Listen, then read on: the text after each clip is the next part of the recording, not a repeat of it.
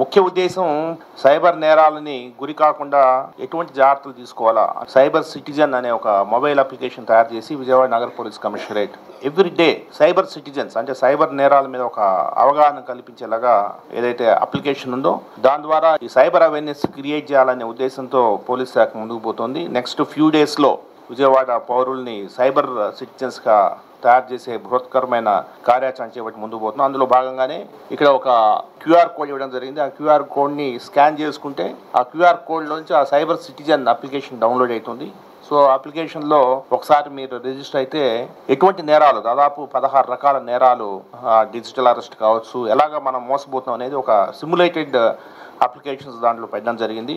అదేవిధంగా 1930 డైల్ 1930 అని ఉంది. ఈ 1930 మీద కూడా మనం విస్తృతంగా ప్రజల్లోకి తీసుకోవాల్సిన అవసరం ఉంది. ఉదాహరణకి ఇప్పుడు నేను మోసపోతాను, ఒక సైబర్ ఫ్రాస్టర్ నాకు ఫోన్ చేసి ఏదో చెప్తాడు, ఒక డిజిటల్ అరెస్ట్ మనీ లాండరింగ్ లో మీరు అక్యూజ్డ్ అయిపోయారు, నేను ఏదో ఢిల్లీ నుంచి సిబిఐ ఆఫీస్ ఫోన్ చేస్తున్నాను, రేపు అరెస్ట్ వారెంట్ మా టీం వస్తుంది, మీరు ఉండండి అనేదో ఒక చిన్న కథ చెప్పి నేను అపోహకు అభద్రతా భావానికి పాల్పడినప్పుడు నా దగ్గర నుంచి కొంత డబ్బులు లాక్కునే ప్రయత్నం చేస్తే ఇమీడియట్గా అటువంటిది పోలీస్ శాఖ తెలియజేయండి.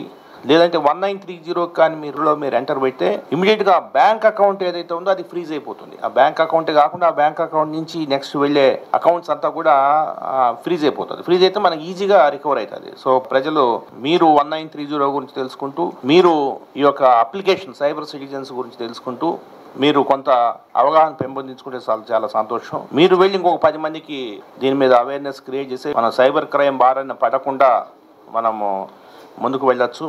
అందుకే బిఏ సైబర్ సిటిజన్ దీంతో మనము ఒక క్యాంపెయిన్ మోడ్లో ముందుకు పోతున్నాం. ఈ దసరా ఫెస్టివల్ సందర్భంగా కూడా ఉత్సవాలకు వచ్చే దాదాపు 10-12 లక్షల మంది భక్తులకు కూడా వాళ్ళను కూడా మనం ఈ సైబర్ క్రైమ్ అవేర్నెస్ క్రియేట్ చేయడానికి కొన్ని చర్యలు చేపడుతూ ముందుకు పోవాలనేసి అనుకుంటున్నాం.